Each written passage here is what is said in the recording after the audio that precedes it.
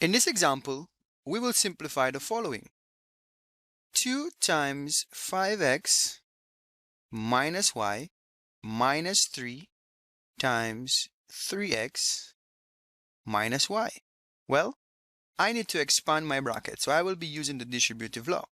I will multiply 2, the number in front of my brackets, by every term inside my bracket. So 2 times 5x, that is equal to 10x. 2 times negative y, that is equal to minus 2y. I'm going to be doing the same thing here for minus 3.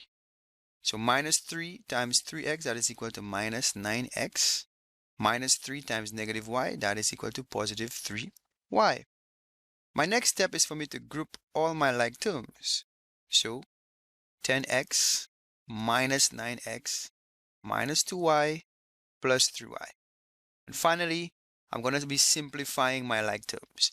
10x minus 9x, that is equal to x, minus 2y plus 3y, that is equal to positive y.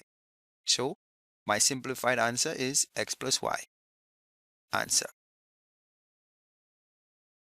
In this example, we will be simplifying 9x squared minus y squared divided by 9x plus 3y.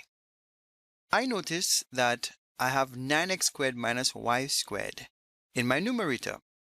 X squared, y squared, 9 is a squared number.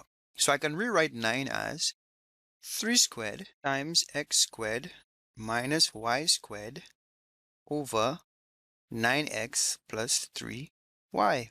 I notice that all my terms in my numerator are squared. So I can rewrite my numerator as 3x minus y all squared over 9x plus 3y.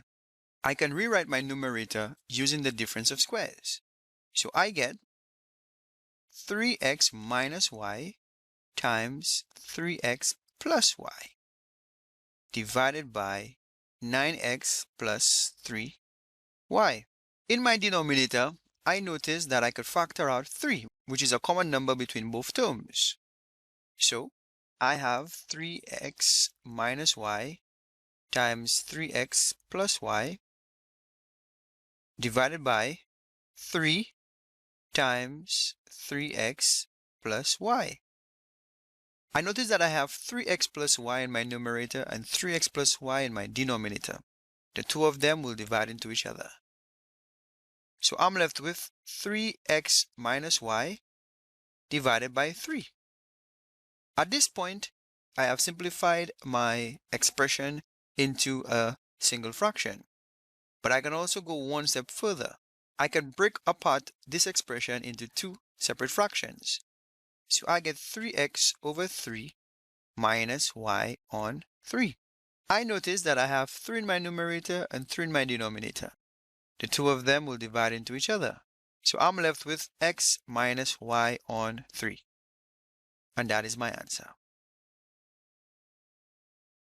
In this example, we shall write as a single fraction in its simplest form 2 over x minus 1 minus 3 over x plus 1.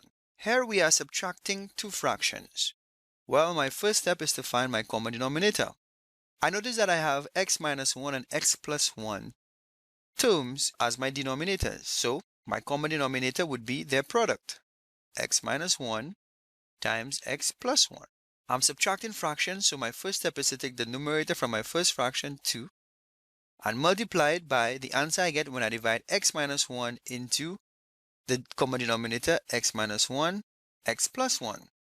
That is equal to x plus 1 minus the numerator from my second fraction, which is 3, times the answer I get when I divide x plus 1 into the common denominator, x minus 1 times x plus 1, and that is equal to x minus 1. To simplify my numerator, I will use the distributive property. So 2 times x, that is equal to 2x. 2 times positive 1, that is equal to positive 2. Minus 3 times x, that is equal to minus 3x. And minus 3 times negative 1, that is equal to positive 3. Divided by, I notice that in my denominator, I have x minus 1 times x plus 1. These two expressions can be rewritten using the difference of squares.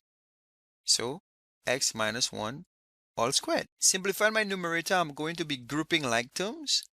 So 2x minus 3x plus 2 plus 3 divided by x minus 1 all squared. Simplifying, 2x minus 3x, that is equal to minus x, plus 2 plus 3, that is equal to positive 5 divided by x minus 1 all squared.